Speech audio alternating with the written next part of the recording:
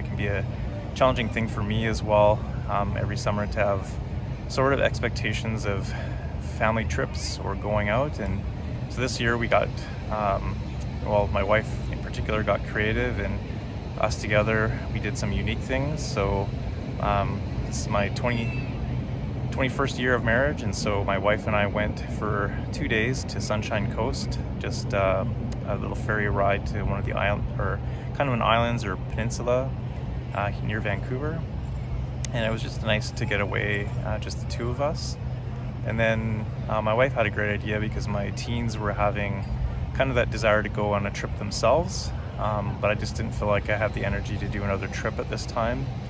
And so she had the idea of, hey, why don't they just take a short trip and just plan, decide a place to go.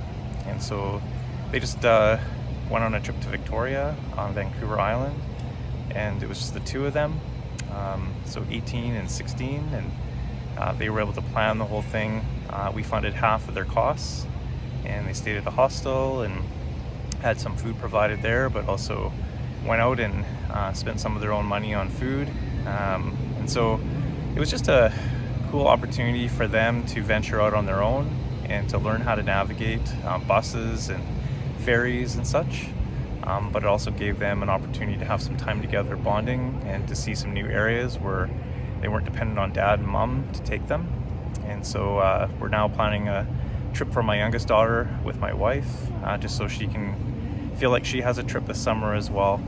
So sometimes it doesn't mean always that you do big family trips all together, as it's just hard for me to manage my energy that way. But this is an opportunity to kind of have little opportunities for each one of us to have a time where we can see some new scenery and to enjoy God's creation and get to see some new places, but at the same time not have to feel like the energy to go all together or all for a longer time. So it's good just to have short little getaways, little memory builders like that. So I'm thankful to my wife for being able to come up with these ideas, and to for my kids, growing up too and taking responsibility and being able to plan trips on their own has been very helpful. So these are some ideas about how to engage during summer. Also, it's just a time to, again, grieve maybe what I was able to do in the past, but just accept the fact that limitations. I used to look at my photo albums and see all the trips I would take during summers and just how extensively we would travel. And it just kind of is sobering to think that I could even do that compared to, the little trips I can do now. But what I'm trying to do is focus on being grateful for those times I did have and holding on to those memories, appreciating them, being thankful for them, realizing that many people in the world never have an opportunity to go on one trip.